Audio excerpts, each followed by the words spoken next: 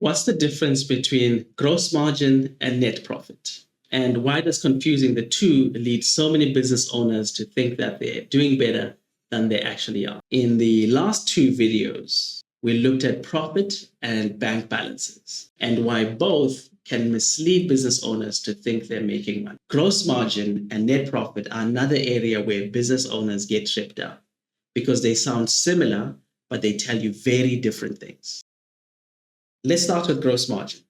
Gross margin is going to look at what's left after you deliver your product or service before you consider the rest of the business. In simple terms, gross margin is going to answer the question, after doing the work or delivering the service, is there enough money left to run the business? Gross margin is going to tell you whether what you're selling is fundamentally viable. It's going to show you if your pricing makes sense for your business and if growth is helping or hurting your business. A business with weak margins is going to be working very hard just to stand still.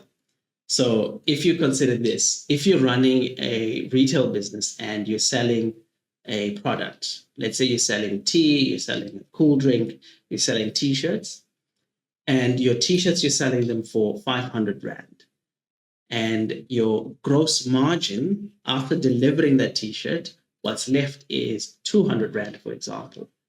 And let's say your rent for your warehouse alone is going to be 100,000 Rand a month. How many t-shirts do you need to sell just to make rent before you look at other costs, right?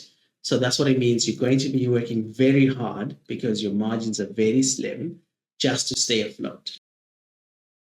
Your net profit is going to sit much further down the line. Your net profit is going to include overheads. It's going to include operating costs and everything else required to keep the business going, including your salary. The question that the net profit is going to answer is, after all the costs are considered, how much money is left in your business? So net profit is very useful. It's going to be influenced by how much you pay yourself, by how much you reinvest into your business, the timing and accounting treatment of transactions that happen in your business. So net profit can move based on things that have nothing to do with your core business. So here's where confusion creeps in. A business can have a strong net profit, but weak gross margins. Or on the other side, it can have strong gross margins, but a weak net profit. And if you focus solely on net profit, you're going to miss the early signals about what's happening in your business. Your gross margin is going to tell you if your business actually works, if it's viable, and your net profit is going to tell you how things ended up after everything was taken into account. So they answer different questions, but sometimes people use them interchangeably, and that's where the confusion comes in. So here's how to put it in simple terms. Your gross margin is going to tell you if your business model makes sense. Your net profit is going to tell you how well you've managed your business in that specific period. So in practice, here's what happens to businesses that get into trouble. As the businesses grow, they see a healthy net profit, but they're slowly eroding their gross margins.